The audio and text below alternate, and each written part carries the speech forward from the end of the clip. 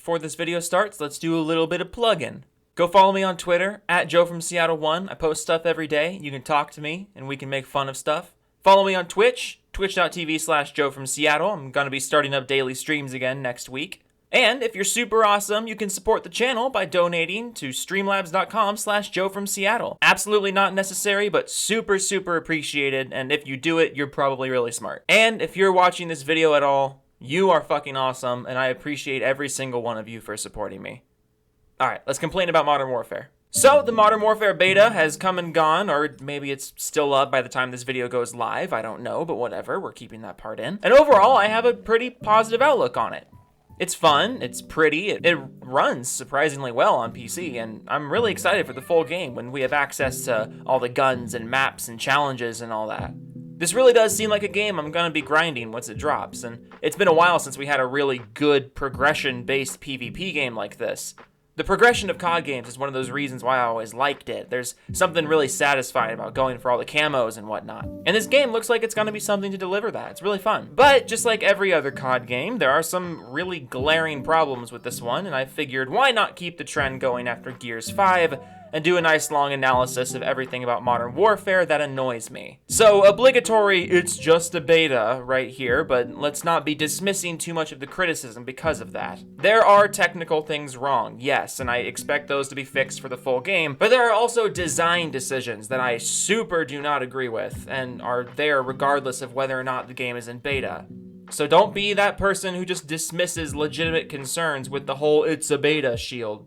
Because if you're a COD player and you've been playing the betas over the last few years, you should know better than anyone that this is pretty much the final product. Okay, let's get started. Customization on PC.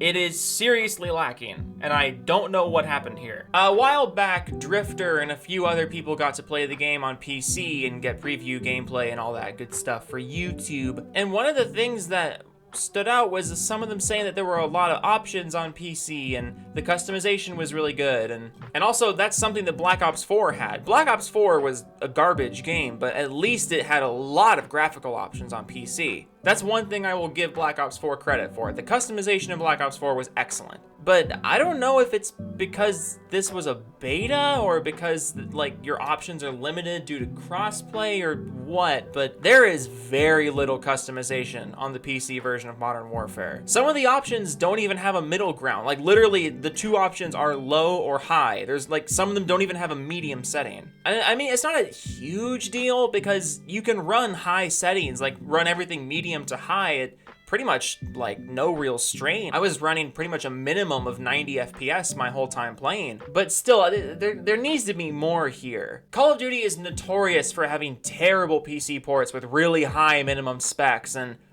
it looks like this game isn't going to be doing that, but you shouldn't be taking options away in order to hit that. Part of me is worried that because they're doing a console port for this version as opposed to a full developed PC version, or at least that's what I've heard, I'm worried that for the sake of crossplay, they're going to be taking options away from the PC version. I really hope that's not the case, because if Fortnite and Gears of War can do it, so can you. I'm really hoping this was just because it was a beta, because if this is the settings list the game launches with, people are not going to be happy. Also, you can't hear voice chat on PC. I don't know if that's the way it is on consoles as well. I read something about how crossplay lobbies, the voice chat is broken, but even in pure PC lobbies, I can't hear voice chat. I've messed with all the settings, all the audio settings with my communications device. Like, voice chat is just broken on PC, so let's not do that when the game comes out. All right, enough with the PC specific stuff. Now let's get into the game design. Kill streaks. They're stupid. There was no reason to go back to kill streaks. So ever since Modern Warfare 3, Call of Duty games have been about point streaks and score streaks as opposed to just kills. This way you're encouraged more to play the objective, you're encouraged for engaging in fights that you might not win because you still get points for assists, you get points for objective play, objective time, all that good stuff. It's perfect. I've been running this since Modern Warfare 3, but the new Modern Warfare is just kills. And that mixed with the next few other things I'm going to talk about contribute to this game being extremely campy. Modern Warfare is a very slow-paced game because of this. Every Call of Duty game has campers, but Modern Warfare is significantly more campy because of the change to kill streaks, because of the very slow sprint out times that discourage you from playing aggressive, and the minimap changes. I won't talk too much about these things because these are the things that everyone's been talking about. But the kill streaks encourage people to not play the objective. I mean, the scoreboard in objective modes doesn't even have the objectives on there. Like if you're playing domination or headquarters or some objective-based mode, the scoreboard still only shows KD. It doesn't even show who's playing the objective. And if this isn't changed, Modern Warfare is going to be one of the most obnoxious Call of Duty games ever for people who like objective modes, which is me. I hate TDM. But if those three things aren't changed, the kill streaks, the sprint out times, and the minimap, if those three things are not changed, I'm not gonna be playing this game very long when it comes out. Because this just encourages people to camp, it encourages people to not play the objective because they're punished for playing aggressive. The whole minimap thing is just kind of stupid. Part of me thinks that they're not actually going to keep the minimap the way it is for the full game. Like, part of me thinks that the minimap will be back in full force when the game comes out. But the fact that it still hasn't been reverted, I'd be lying if I said I wasn't worried that Infinity Ward isn't actually going to fix this. But again, I won't talk too much about these things because those are the three things that everybody's talking about. Everyone's talking about kill streaks and sprint out times and mini-maps and the game being really campy. So let's go back to point streaks or score streaks instead of just kill streaks. Let's shorten the sprint out times all around, and let's revert the mini-map to the way it has always been. You fix those three things, the game will immediately stop being so campy. Now let's talk about the guns. The gun balance right now is really not great. The M4, the MP5, the FAMAS, and the Deagle are pretty much the only guns worth using right now. The M4 and the MP5 are basically the same gun. It's just one of them is lighter and one of them has more range. They're lasers, they shoot fast, they have very low recoil, they shoot really quickly, and their time to kill is ridiculous. And then the FAMAS is just busted if you have even just like a couple attachments on it. Even default, the FAMAS is insane. My problem with the weapon balance right now isn't so much that these guns are overpowered, as much as it is the other guns just aren't good enough. This is a problem that Infinite Warfare had. If you played Infinite Warfare, which was ironically also Infinity Ward's last game, you pretty much only ever saw people using the same three guns. It was the NV4, the K-Bar, and whatever that SMG was, the ERAD. It was literally only those three guns in Infinite Warfare. And it wasn't even because that those three guns were overpowered, it was just that those three guns were way easier to use than everything else. It wasn't that they were overpowered, it was that everything else was underpowered compared to them. And because of that, they were the only guns you ever saw in the multiplayer. It's funny because the first couple days of the beta, when the level cap was 20, you literally only saw the M4 and the MP5. And then on Saturday, they increased the level cap to 30 so you could get the FAMAS. And now it's just the M4, MP5, and FAMAS. It's only those three guns. I'm willing to bet that about 90% of the kills that have happened over the entire beta have been with those three guns. And then also maybe the Deagle, because the Deagle's insane. I don't think there's any gun right now that is blatantly overpowered, but I do think there are a lot of guns that need a buff. If Infinity Ward wants to keep a faster time to kill, they should buff everything except the M4, MP5, and FAMAS. But if they want the time to kill to be slightly longer, like something like Black Ops 2 or Modern Warfare 3, then they should nerf the M4, MP5, and FAMAS and keep everything else where they are. Because it feels like these guns are in their own league, and that's not gonna be very good once the game launches. But let's talk about something else that's not gonna be very good once the game launches.